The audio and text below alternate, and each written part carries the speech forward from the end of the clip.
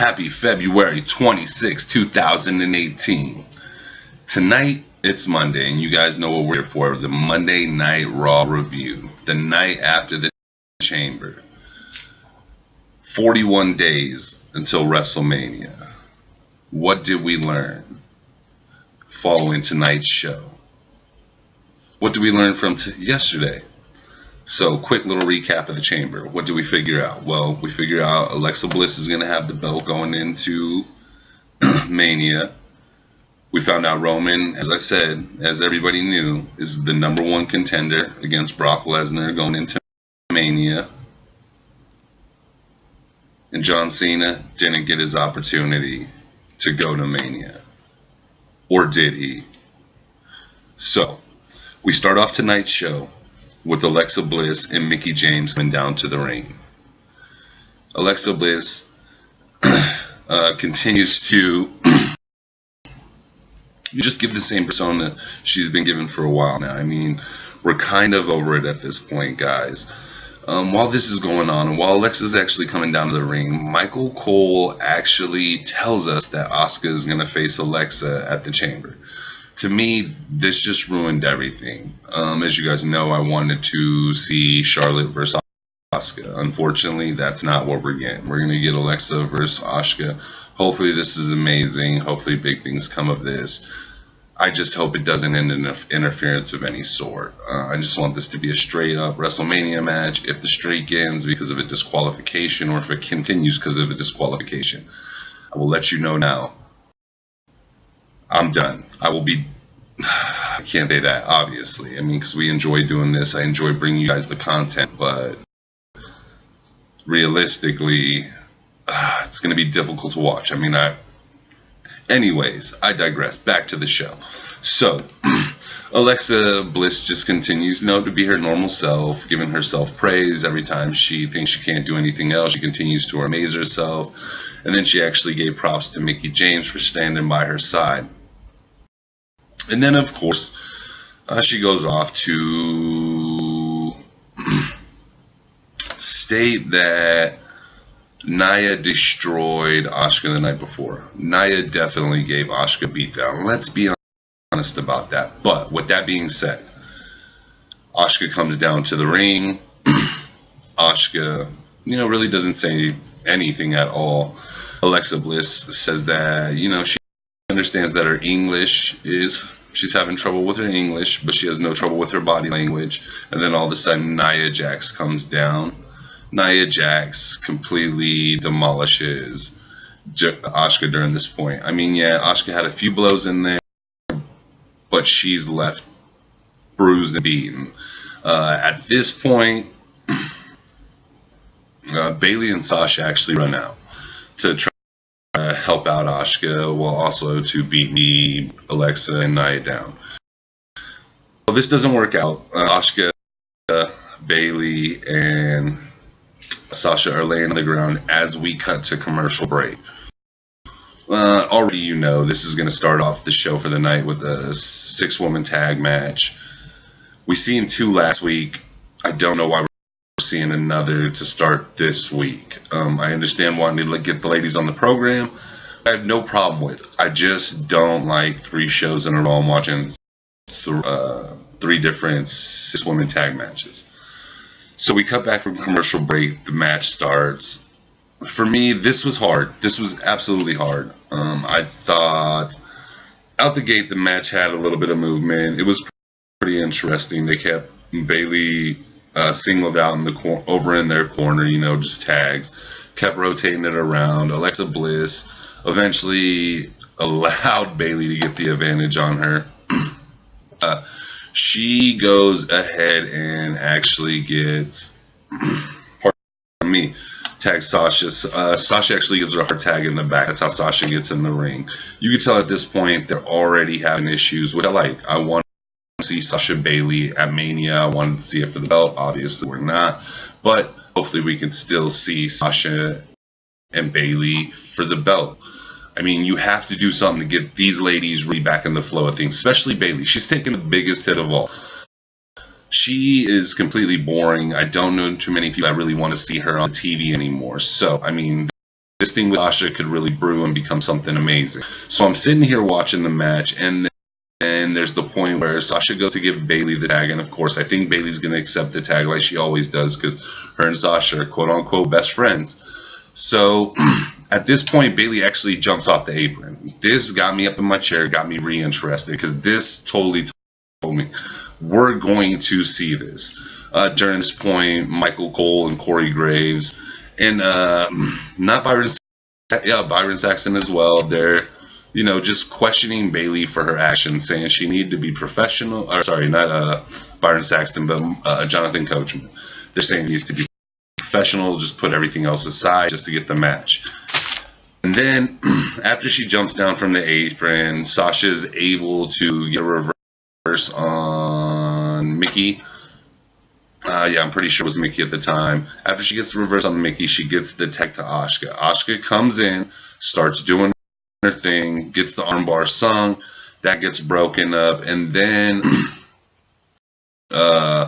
Bayley actually comes back in the ring to help out Asuka.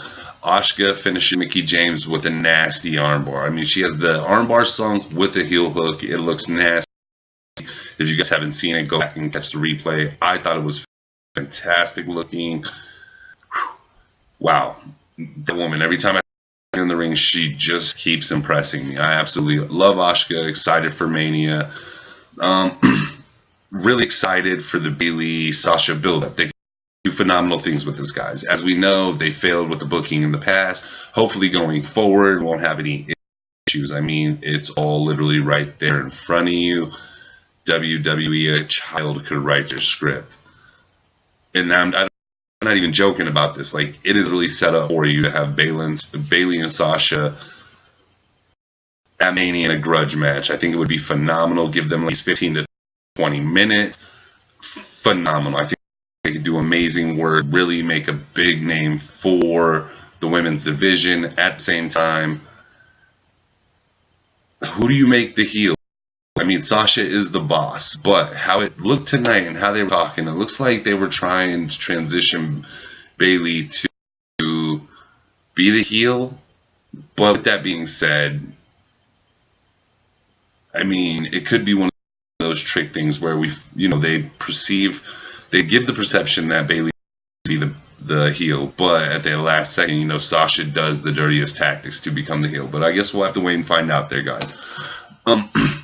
The match overall, like I said, it was good. It just wasn't really captivating for me. There were definitely a lot of good parts I loved watching. Man, I absolutely love watching Nia Jax in the ring. I mean, I think she does amazing ring work. Not only does the girl have one of the prettiest faces ever, she does phenomenal ring work, man. She wrestles bigger than most big men, if that makes sense. I mean, her style is just, she's so dominant. She's such a beast. Man, she should be running through these ladies, well, everybody, but Asuka, in my opinion. So, I don't know. I want to continue to see what they're going to do with her going forward. I think, honestly, what do you do with her going into Mania? She didn't really have anything going in the chamber other than with the possible three-way. Do you keep doing things so she can get a three-way? I don't want to see that. Regardless, I don't want to see that. I want to see Nia do something else. You guys know how I feel. I want to see Asuka. At this point, I guess it's Bliss. Well, just get it to us. I don't know why. As I said on yesterday's prediction show, I think Bliss at this moment is just stale. I need something new. Repackage her, pull her away. I don't know. Just do something different with her. And I'm not trying to take anything away from Alexa. Alexa is amazing heel. Amazing heel. She does amazing work. It's just, it's kind of getting stale. We need to see something new to get this division that re-energized pop that it needs. But once again, I mean, overall this match was pretty good. I don't see why. I don't see why another 6-woman tag match. Please, tomorrow on SmackDown, no 6-woman tag. I'll take anything else but a 6-woman tag. There was one part in this match that It's very sloppy. So Alexa goes to throw Sasha. I'm figuring out the ropes. Sasha hits the ropes, all weird like, comes back in. Alexa does the kicking, gets her out of the ring. That's the stuff you guys need to rework on. Right there, it makes me feel like, yes, you guys are going. You guys are going, but we need to clean that up. But, I mean, overall, it was a pretty good match. It's just, it's difficult when you should see these ladies doing their own individual things, getting ready for Mania. Now, I think tonight's match was perfect for the Bayley Sasha thing, but you actually did this last week, so going into yesterday's Chamber, there could have been more drama and tension between those two. So yeah, they might have worked it out to the end, and then when Sasha did, did the little turn, spoiler alert if anybody hasn't seen it yet, but when Sasha did the thing against Bayley, started taking advantage there, I mean, that would have had a lot more behind it, rather than the tidbits we were getting before, and then tonight, Bayley off the apron. I mean, that was phenomenal, don't get me wrong. Finally, to see her stand up for herself, to see her do anything with herself, she needs something, guys. I mean, because otherwise, why'd you bring her up to the card? Otherwise, send her back down to NXT. There's really no point for Bayley to be up here at this time. So, we move on in the show, and our next spot is actually John Cena coming talking about WrestleMania. The good part about this is, he starts it by talking about failure, and how his motto is never give up. Hustle, loyalty, respect, but more along the lines of the never give up. And while he's sitting there talking about this, guys, I was actually entertained. I was kind of excited. I have to say, I'm excited to see where they go with this Cena Road to WrestleMania, how he gets there. He said he was going to call out the dead. He said, he could make he sat there on, what is it called, Raw Talk after the Chamber last night, and while he's sitting there talking, he felt sad about for 5 minutes.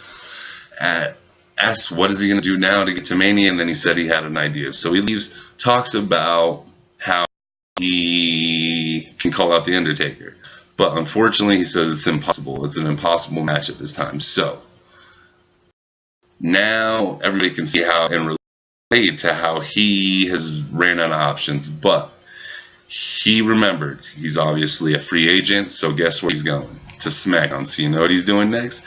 He's going to earn his road to WrestleMania through SmackDown. Really, John? This could be absolutely interesting, don't get me wrong, but who else in the company has 2 opportunities?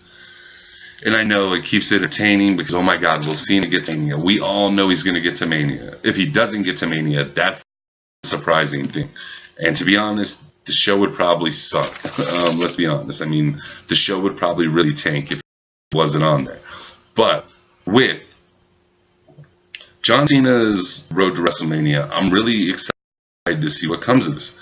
There's a lot of potential. Now, if I see him in the championship match at Fastlane, that's a no-no. Make him earn it some weird way. Like, make Cena go through a tournament of matches just to get this positioning. Or, I mean, at this point, where would you really... Who would you put Cena against at Mania on SmackDown? I already want to see AJ versus Shinsuke. So those 2 are taken away. I want to see KO versus Zayn. I want to see Shane versus Daniel, but I don't even know if we're going to get that, guys. And that's what really pisses me off, because it's going to feel like this whole thing is an absolute waste. We've been wasting our time, and all for what? There's absolutely no reason. What are you doing with the Shane and Daniel storyline? That's what we need to figure out here. I know, just thinking about it here, where could you really push that? I mean, do you put him in something against Jinder? Nobody wants to see that, let's be honest. I don't want to see Jinder at Mania. Do you have him do something for the U.S. Championship? No. I mean, I don't know. Sitting here, guys, right now I can't even think of where you would take this, but I'm interested to find out. So for that one, we got to wait till tomorrow night, obviously. We'll tune back in. Obviously, I'll give the update on the review. We should be good to go. And then we get more about it and discuss and see if this is a good idea for them. Is the WWE leading us in the right direction? Or are they really starting to drop the ball before WrestleMania? I hope this doesn't end up like some previous years where they completely drop the ball, guys. I mean, we definitely don't want to do that again. So this is when the show really starts to calm down for me. We have Bray Wyatt versus Matt Hardy. For me, I mean, this isn't even entertaining. Sorry, not Matt Hardy versus Bray Wyatt. I do apologize. It's Heath Slater and Rhino in the ring. Bray Wyatt comes down, destroys these guys. Then he spits it. Then he continues his promo right after that towards Matt Hardy, talking about Matt Hardy's the reason that these innocent men were destroyed. Everything is pretty much Matt Hardy's fault. Obviously, this is just building up to the match they're going to have at Mania. So obviously, we know where this is going. But at this point, does anybody care? Is this the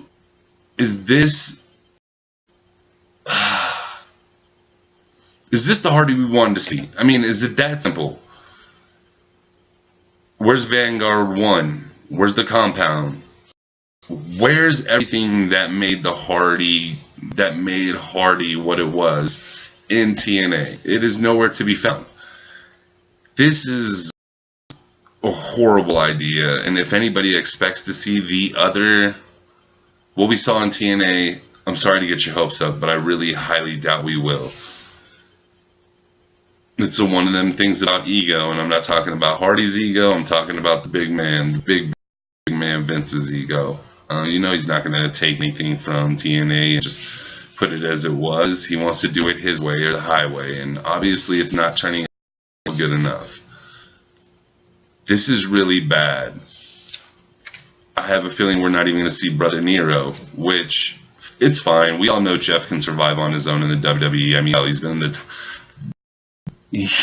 he's been a main eventer in the WWE. He's the only one who messed up his previous doings with the WWE because of his bad decisions, his bad choices, when they were trying to push him bigger than ever.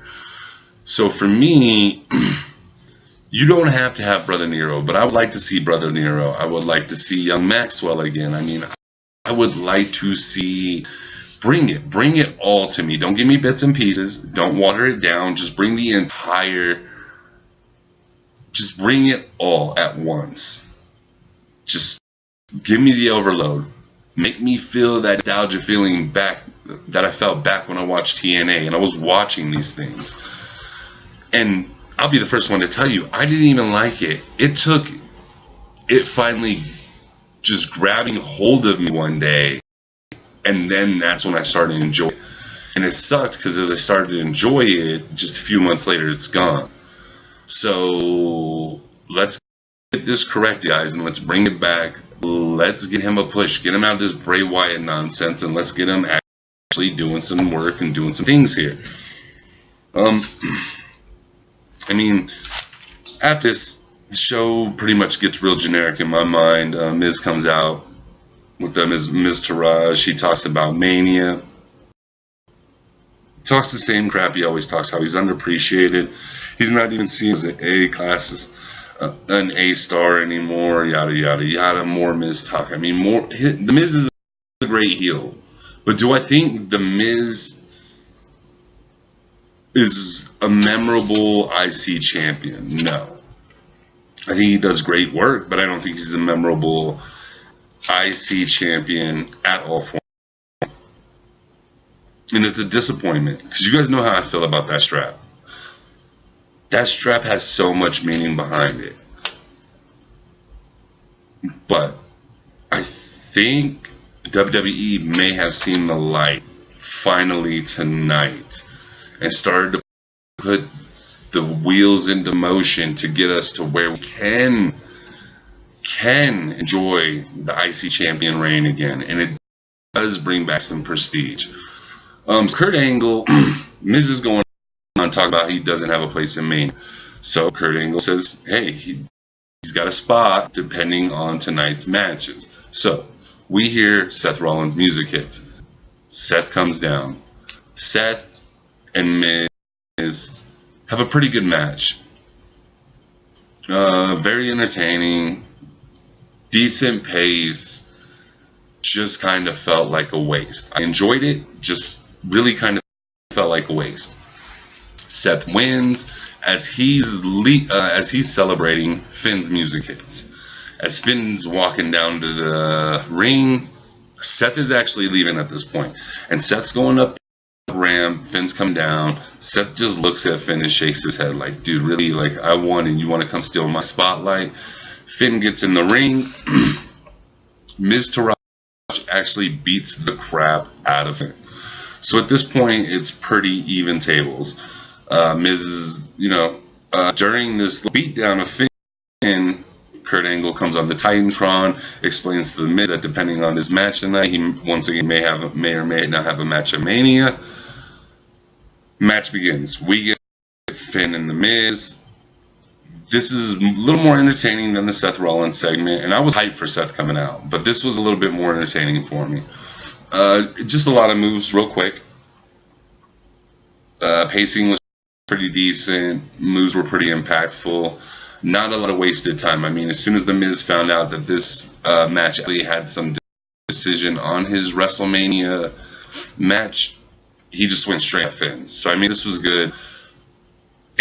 Ends in Finn winning coup de grace, gets the 1-2-3 on the Miz. After the Balor Club, which finally come down to help Finn tonight, was fantastic. I mean, just seeing the Balor Club full effect, knowing they probably have some big things work. I give them way too much credit. They should have big things in the near future for these guys, but don't hold your breath.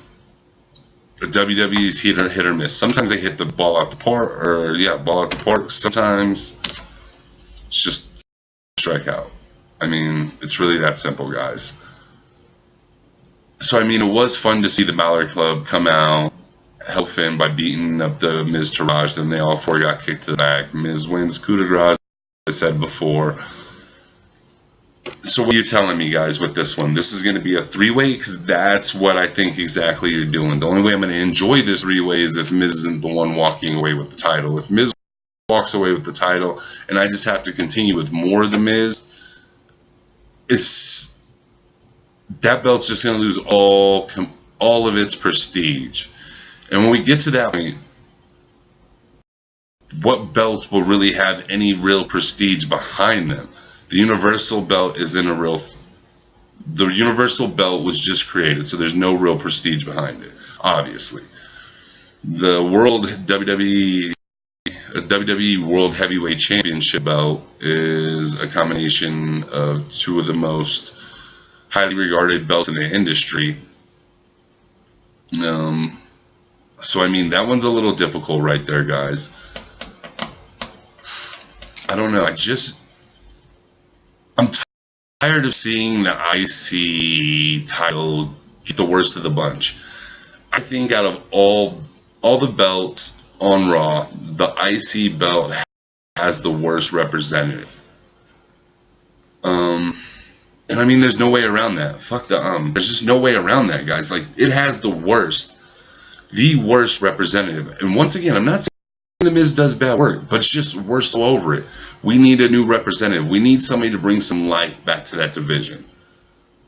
And I mean, really bring it back to bang. Make us proud of that holder. Even if it's a heel, make me proud of that heel.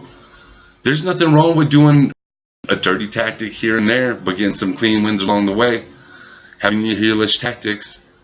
I will still love you. The fans will still love you. I mean, we live in a whole new era. This isn't how it was back in my mother and father's day. When, I mean, it was good guy, bad guy. Now you got heels, faces, anti-heroes. You got everything that hits every aspect. But right here, you can do terrific work. Just bring some prestige back to that belt. Let's get it off Miz. I mean, I'm done. I'm over seeing the Miz hold that belt all the damn time. It's old. It's that simple. It's old. Um, after this, show gets a little bit more interesting. We have everybody Superman, well, everybody but mine, JD from NY206. But I mean, everybody knew. Who didn't know Roman was going to win the belt? So, I got a text from Mean Dean around this point in the show, when Roman comes out and does his thing. Mean Dean asked me how my feelings changed about the Roman Lesnar since how Roman spoke. In my honest to God opinion, as I said yesterday, I know it's best for the business. People like Roman. Vince is going to spoon shovel Roman down our throats, whether we like it or not. So you might as well just plug your nose, open your mouth, close your eyes, and just, that sounds horrible. But you get what I mean. Sometimes you just have to accept things you don't like. We don't have to like it still, but obviously we're going to see it. So kind of time to accept it. I don't think Vince is going to be at this moment, no, you're not going to magically see this like we're seeing Roman versus Brock. But for me, this tonight didn't change my opinion at all. My opinions are real simple. First off, he's entitled. Okay, he calls Brock entitled, right? And I get it. And he hides behind his contract, and I get it. Brock has a contract. Brock's not a full-timer. As we know, he's a part-timer, if even that. I'm talking to my buddy tonight as we're watching this, and I'm explaining, like, he's maybe there 8 to 10 times a year. Which sucks. But with that being said, Roman's a full-timer who's much less talented and extremely entitled. Dude, this is your third Mania in a row. Don't play with me. Like WWE, don't play with me. Roman, don't play with me. None of you play with me. I already know how this is going to go down. Once again, the winner of the Rumble is not going to truly main event WrestleMania. I have a feeling, and I said it on yesterday's prediction show, I will say it all the way up until Mania. I think Shinsuke and AJ will actually be moved to the co-main event, and Roman and Brock will be the main event. As you can see, that's how they're pushing it already. As soon as it ended last night, that's how the Chamber ended last night. That's how I already seen it being pushed. I mean, they're going to really go for this Roman down the throat thing like he's the savior of saviors. And that's fucking bullshit. And I apologize for the language. Obviously, you know, I'm trying not to curse as much as I previously did in past reviews, videos, things of that nature. But sometimes you just have to be honest about it, and you just have to express it how it is. Dude, you were entitled. This is your third year in a row you will be doing Mania. Not only on top of that, the reaction from the fans tell you enough. Yes, you can hear some cheers, but you hear lots of boos. Like as they cut from the network last night, you hear boos initially started. And then they cut it out and fade it out so you can't hear it. But we know it's there. We know what we want. We don't want to see him in the main event for the third year in a row. We get it. He's super Roman. He can do other things that normal humans can't. Hey, if you can't beat a wrestler, don't worry. Roman will. Proof. Last night Elimination Chamber. Braun eliminates everybody but who? Roman. That's a little ridiculous. And Roman doesn't even have to do much to eliminate these guys. And we act like the Superman punch is the end-all be-all. Like, I've never seen a man... Actually, I'm lying. Why is it that Vince wants to push the ones with lesser movesets where he's just in love with them rather than the ones who truly deserve it, truly are poets with their craft? This is, I don't even know what to say at this point. I mean, this is just truly garbage. This is nonsense. The man has a 6 to 10 moveset. I mean, it's the same thing. Don't get me wrong. Yes, he does have some good matches out there. But usually when he's having these good matches, it's with your AJ Styles, your Cenas, like people who know how to work with what Roman has to work with. And, nothing against Roman as a person. Personally, I don't know him. I will never know him. But in the ring, it's just unacceptable. It's and the things you get away with, like truly the things you get away with. But I'm over bitching and complaining. Like I said, I'm going to let this play out. I'm going to see what they do after Mania is when we're going to really sit down and we're going to have a breakdown show. And to be honest, you guys already know, we have the live show on Mania Day. So tune in for that, because I promise you, we will be talking about all of these issues and more. But let's go ahead and get back to the show. Enough about Roman. Once again, congratulations to Roman for winning the Chamber. Really, I didn't think last night's Chamber was bad at all. I actually enjoyed it for the most part. I already knew Roman was going to win, so I mean, it wasn't anything I wasn't expecting, so I was already prepared, so kind of just accepted as it came. But overall, I thought it was a good show. What else can you say about that? But back to tonight. I don't know,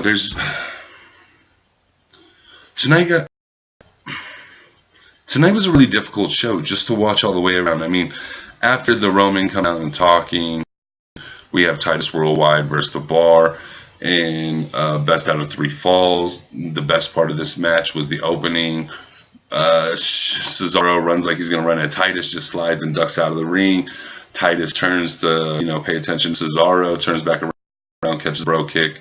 1, 2, 3. Cesaro and Sheamus up 1-0.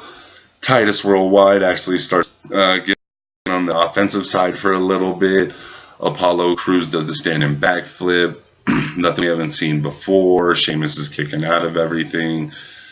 Titus gets taken outside the ring, beat down. Apollo gets double teamed. 1, 2, 3. We know how this ends. The Bar. And then this was the part, because I felt the Bar's promo fell flat for me right after. They're just talking about how they're the best. Like, no offense, the best. You're not even the best team in your whole best tag team in the organization. You are the best tag team on your show, not in the organization. I mean, obviously, we know the best tag team out there to date is the Usos. They are by far, in a way, putting out the best work. The Bar, you're good. You're underutilized, but at the same time, am I interested to see what they're really going to do with you at Mania? No, it better be something amazing. It better be something truly amazing. I don't know. I think for this one, they have some kind of secret tag team coming, so we can only wait and find out. Be pretty cool if I seen like the Revival.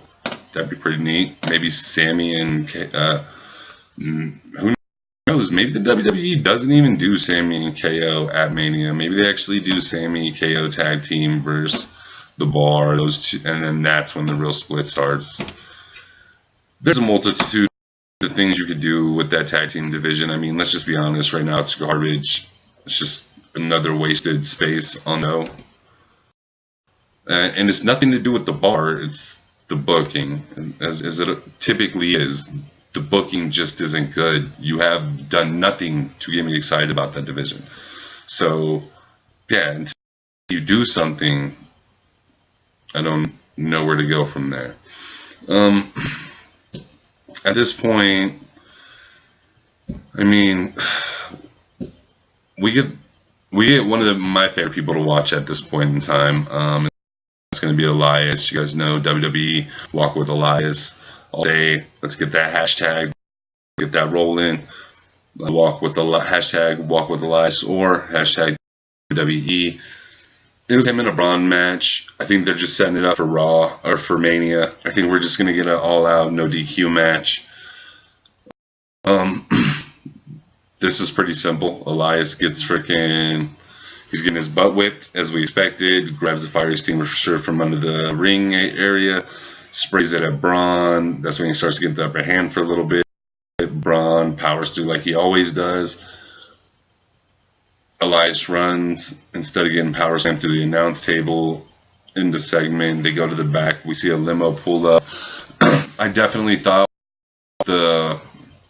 with the Roman Reigns promo earlier in the night, I thought they actually had it set up to where Lesnar would show up, but obviously he didn't at all. I don't know what was the focus of keeping it on that limo, or why you had that limo come up at that time.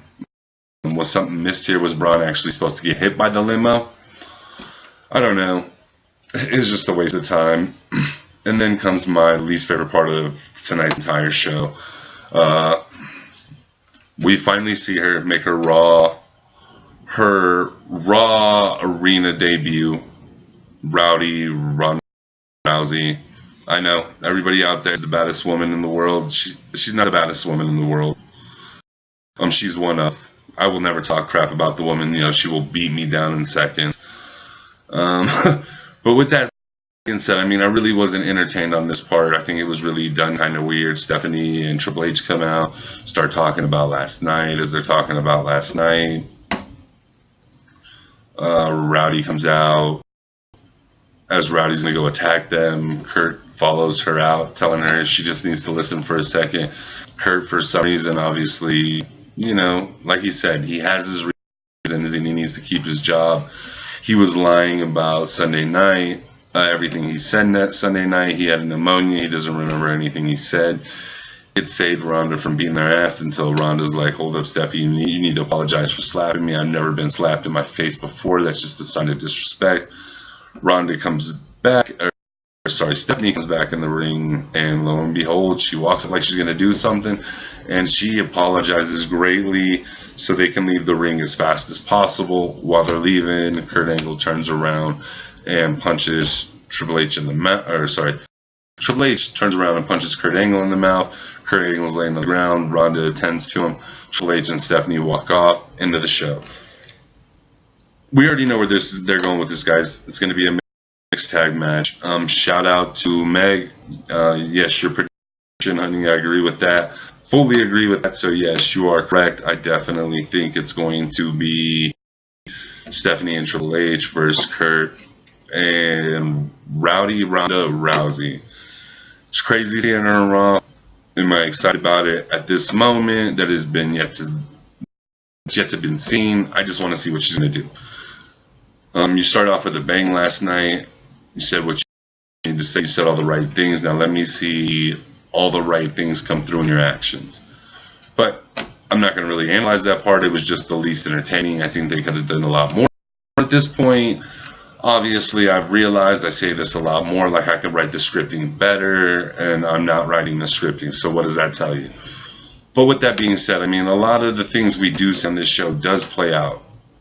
And it plays out just like we say, guys. I mean, you can go back and listen to previous Raw, SmackDown reviews, just things building up. They seem to come along. So when I say I'm not hyped about Rowdy, I love Ronda. I love UFC Ronda. Watching her lose to Holly Holmes was one of the hardest things. Watching her lose to Amanda Nunes was probably even harder, just the way things went down. I knew she was going to come over here. I was happy about it. I think she could really do something for the women's division and make a name of it. But this is all on her at this point. So the ball's in her court. And hey, let's see where you go. But that's the show for tonight, guys. It's been a pleasure. It's JG from the T.O.P. If you don't know, follow us on Facebook, The Outsiders Podcast. Follow us on Twitter, @ClickPod. You can follow me individually, the958. Don't forget about Podomatic, Instagram. If you feel like it, go ahead and check out our Patreon page. Outside of that, guys, it's been a pleasure. Can't wait till the Tuesday Night SmackDown review, and peace.